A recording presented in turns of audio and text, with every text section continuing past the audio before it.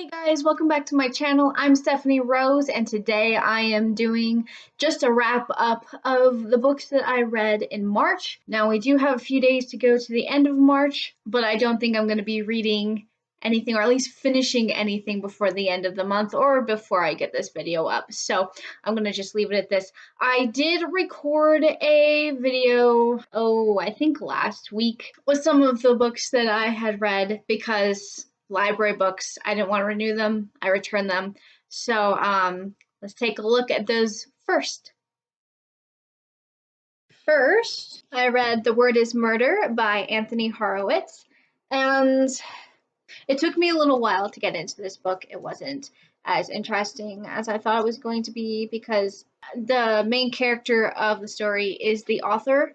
It's a fictional account, but he writes it very much like it's nonfiction, and he talks a lot about his own work and books he's written and TV shows and movies that he's done, and so it can get a little a little difficult to read. I found myself skimming over a lot of those, but the mystery itself is really, really interesting, and I would say that the bits that are definitely fictional were more interesting. It just took me a little while to get through it. After that, I needed a bit of a break, and so I read Magic Bitter, Magic Sweet, and that's by Charlie N. Holmberg. And this is, I didn't check until after I finished reading. It's a female author. Her name is Charlie, which actually, that's not too surprising. I haven't heard that recently, but my aunt goes by Charlie. What's really interesting though is I didn't read the author bio until I finished this book. In her bio, it says that she went to BYU, which is a Mormon university. After reading that, a lot of the mythos in her book made a lot more sense. This is a good read. I recommend it. I found it very creative and a very interesting set of magic. I wouldn't say that the ending was what I wanted. It felt kind of very Deus Machina almost, but in a sense it was also very interesting. Interesting, but not what I was expecting, and not in a good way necessarily, kind of in a neutral way. I'm very neutral about the ending. And then I read Dr. Futurity by Philip K. Dick. This one took me, a third, halfway through before I really got into it. It turned out to be really interesting. At first I was a bit bored, but then once I started figuring out what the story was actually about, it started to really grasp my interest. It's about time travel and time travel paradox, and it's just a really interesting exploration of that concept. I also recommend this book. Just know that it's a bit slow, a bit stuffy. This was written in the 1960s, and so that's also a thing to keep in mind, is it being written in the 1960s by a white author.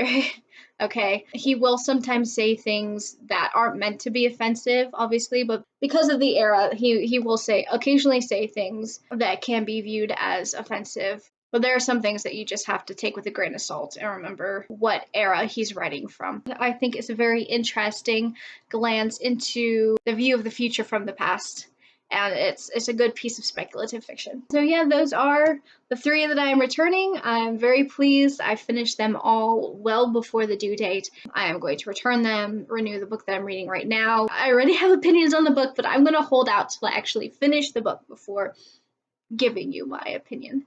So, okay, I will see you when I finish my next books. All right, and welcome back to today. I finished one other book this month, and I actually just finished it today, like 5 minutes ago. And it took me a while. This was a harder book to get through than I thought it was going to be. I finished The Sudden Appearance of Hope by Claire North. When I first read the sample of this on Kindle, I thought it was going to be a young adult novel, but it was in the adult section, and then after I read it for a while, I understood why. It has a lot of adult themes, there's a lot of swearing, so yeah, probably a good move to put it in the adult section. The story itself is very interesting. The premise is great. It's a girl who basically is only ever in the present moment because she's constantly forgotten. Like, people look away for 2 minutes and they've already forgotten that she's there. And that leads her to become a thief. And so there's a heist at the beginning of the book. It's really interesting. And then it turns into a little bit of something else, which I'm not going to get into here. The reason why it's so hard to get through actually is more in terms of the writing, because the writing is very poetic and very repetitive, and sometimes it feels like it's trying to be a free form poem. And the way that the character calms herself down and keeps herself at a calm level is very odd. It's a lot of word association and counting. And so a lot of that did get skipped over just for the sake of just to kind of keep me interested and to keep it flowing, because it does break up the flow a bit. The way it reads flows, but it interrupts. And so it did make it difficult. But this book, I really ended up enjoying it. It's about loneliness and identity and perfection and ethics. And all in all, I would say that it was a very good book and I do recommend it. Just know that it may take a while to read and that some of it is a bit difficult to get through just based off of the writing. Not that the writing is bad, just that the writing is a bit more difficult to chew than others. But yes, I believe I would recommend all of the books that I read this month, actually. I think my least favorite was The Word is Murder, and my absolute favorite was probably Magic Bitter, Magic Sweet. Kidding. Actually, of the books that I already listed in the video, my favorite was The Sudden Appearance of Hope. Also, I haven't finished it quite yet. I still have about 100 pages to go, but I did start Wool by Hugh Howey. I am working on finishing it right now. I think I'll be able to finish it today. I had like a huge chunk of the afternoon yesterday that was just straight up waiting for some guys to get our carpet back in the living room, which it's there now. Yay. The furniture behind me is there because we're still waiting for a bit more carpet pad to be put underneath the carpet. Yeah, so I started this, and let me tell you, it is I mean, I've mentioned before that I love a good speculative fiction, good sci-fi, inventive stories, but the society in this book is so interesting, and there are secrets that I personally wasn't expecting. That's actually what hooked me into the book to begin with when I was reading the sample. And there's even more.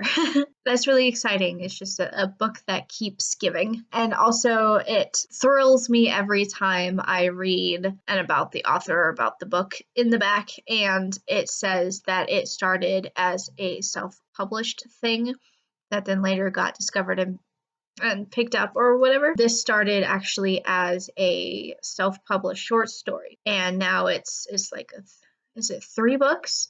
I want to say it's 3 books, but it could be 4 in a series. So that's really cool. So yeah, this is definitely contender for the top favorites, and I would recommend it. Anyway, that is all I have for today.